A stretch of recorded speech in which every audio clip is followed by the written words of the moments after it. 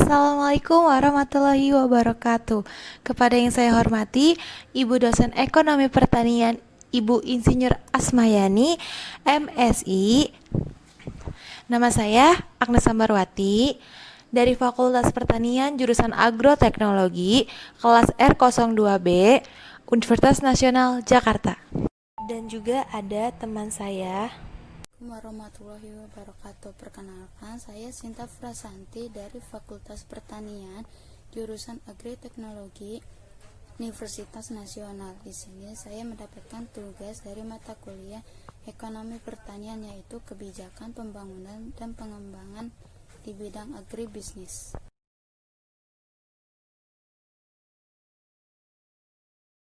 Saya dan teman saya akan menyajikan ulasan tentang pembangunan dan pengembangan agribisnis di Indonesia. Sektor agribisnis memiliki peran penting dalam proses pembangunan ekonomi. Kontribusi sektor ini dalam pembangunan ekonomi: 1. Untuk meningkatkan produksi pangan. 2. Untuk konsumsi dalam negeri. 3. Menjadi penyedia lapangan kerja terbesar. 4. Memperbesar pasar untuk industri. Yang kelima, meningkatkan pasokan uang untuk tabungan dan meningkatkan pendapatan atau devisa. Sektor pertanian di Indonesia adalah sogriting, mendukung pemenuhan pangan dan menyediakan lapangan kerja untuk rumah pertanian. Peran besar dan potensi sektor agribisnis dalam mewujudkan ketahanan pangan masih harus menghadapi banyak tantangan dan masalah kompleks. Harus ada banyak upaya untuk keberadaan sektor agribisnis.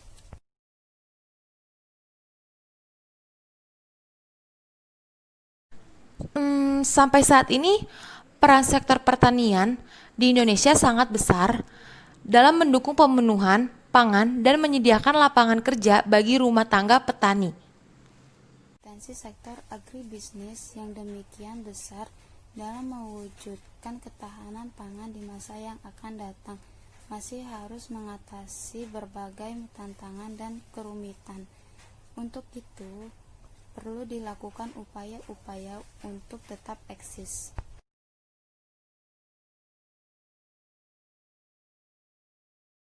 Prospek, potensi, dan peran agribisnis. Nah, agribisnis secara sederhana adalah suatu konsep yang utuh, mulai dari proses produksi, mengolah hasil, pemasaran, dan aktif sebagai lain dengan kegiatan pertanian. Fungsional. Agribisnis adalah rangkaian fungsi-fungsi kegiatan untuk memenuhi kegiatan manusia.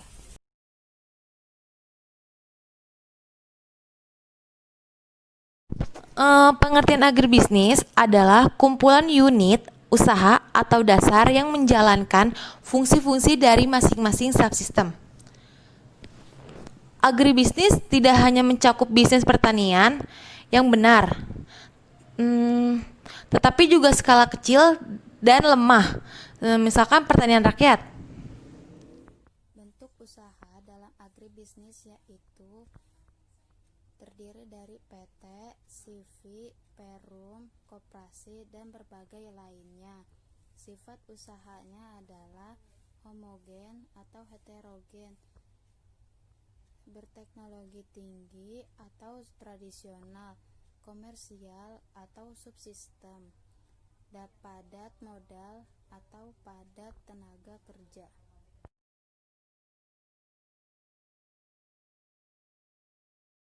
Ketahanan pangan di Indonesia. Apa sih ketahanan pangan di Indonesia? Nah, sistem ketahanan pangan terdiri dari 4 subsistem yang tidak bisa lepas atau tidak bisa istirahat atau tidak bisa terintegrasi satu sama lainnya gitu. Satu sama lainnya. Yaitu yang pertama itu biaya makanan dalam jumlah dan jenis yang cukup untuk seluruh penduduk. Dan yang kedua itu distribusi makanan yang efisien dan merata. Yang ketiga itu konsumsi makanan sayur-sayuran setiap individu memenuhi kecukupan gizi seimbang. Dan yang keempat adalah status gizi masyarakat. Nah, Di sini ada di artikel yang saya baca. Di artikel yang saya baca, di sini ada berdasarkan hasil riset kesehatan dasar atau yang disingkat dengan Riskesdas 2018, Kementerian Kesehatan Republik Indonesia, presentasi gizi buruk dan gizi rendah atau gizi kurang adalah sebesar 17,7%. Dengan rincian 3,9% gizi buruk dan 13,8% gizi kurang. Dari aspek masuknya yaitu produksi dan penyediaan makanan. Seperti yang kita ketahui itu, jauh makanan yang melimpah melebihi kebutuhan makanan penduduk. Seluruh penduduk kurang beristirahat atau kurang gizi. Konsep ketahanan makanan yang luas pada tujuan akhirnya ketahanan makanan yaitu tingkat kesejahteraan manusia.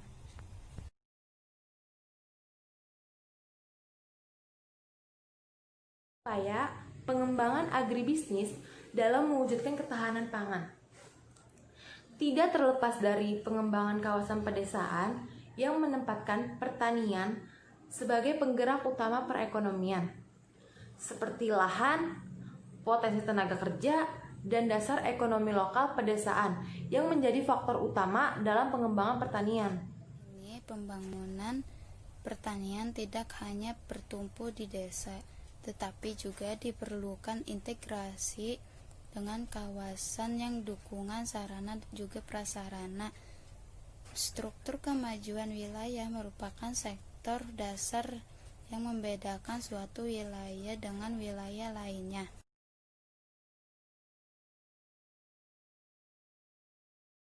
Hulu dan hilir pertanian. Subsistem hulu adalah pengadaan sarana dan penyaluran sarana produksi pertanian, antara lain dari benih, bibit, terus dari makanan ternak atau tumbuhan, pupuk, obat-obatan hama atau penyakit, serta peralatan pertanian yang dihasilkan oleh industri sebagai modal kegiatan pertanian. Nah, di sini ada data yang saya dapat. Menurut Komisi 4, Hamid Nur Yasin menyoroti masalah pertanian dari tahun ke tahun. Menjadi tantangan besar bagi pemerintah untuk diselesaikan. Persoalan di semua sektor pertanian masih bermasalah. Dimulai dari persoalan hulu, yakni masalah alih fungsi dan pertanian, sehingga komponen dasar produksi pertanian semakin sulit. Nah, di sini ada hasil riset menurut BPS. Hasil riset menurut BPS menunjukkan analisanya bahwa alih fungsi lahan sawah mencapai 200.000 per hektar 200.000 hektar per tahun. Temuan ini dapat pada tahun 2018. Catatan pada tahun tersebut, luas lahan tinggal 7,1 juta hektar, turun dibanding 2017 yang masih 7,75 juta hektar. Berarti itu turun hampir 70 hektaran ya. Nah, subsistem hilir, pengelolaan dan pemasaran adalah kegiatan ekonomi yang mengelola hasil produk usaha tani menjadi produk olahan, kemudian didistribusikan.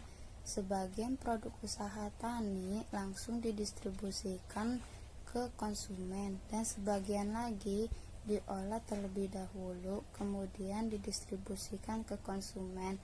Pelaku dalam subsistem ini adalah industri berskala kecil maupun besar seperti olahan makanan atau minuman, industri pedagang, industri serat alam, dan industri biofarmaka.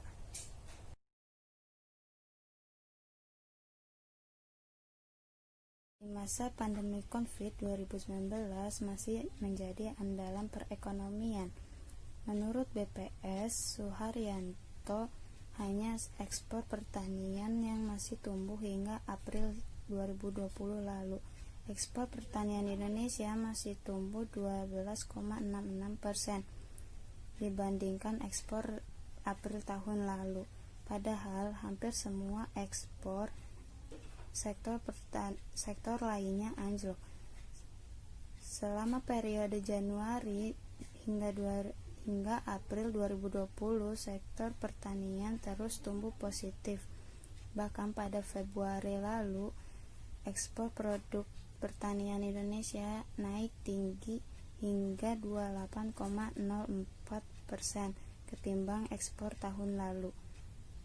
Salah satunya program prioritas dari Menteri Pertanian Syahrul Yassin Limpo, yakni gerakan 3 kali ekspor, memang untuk meningkatkan ekspor produk pertanian. Yang telah kita lakukan, maka dapat disimpulkan hal-hal sebagai berikut. Di Indonesia, agribisnis memiliki peran dan potensi yang sangat strategis dalam mewujudkan ketahanan pangan. Ya, ulasan dari kami. Mohon maaf jika ada kesalahan kata-kata atau kurang tepat dalam memberi ulasan. Mohon dimaafkan. Sekian dari kami. Wabillahi taufiq wal hidayah. Wassalamualaikum warahmatullahi wabarakatuh.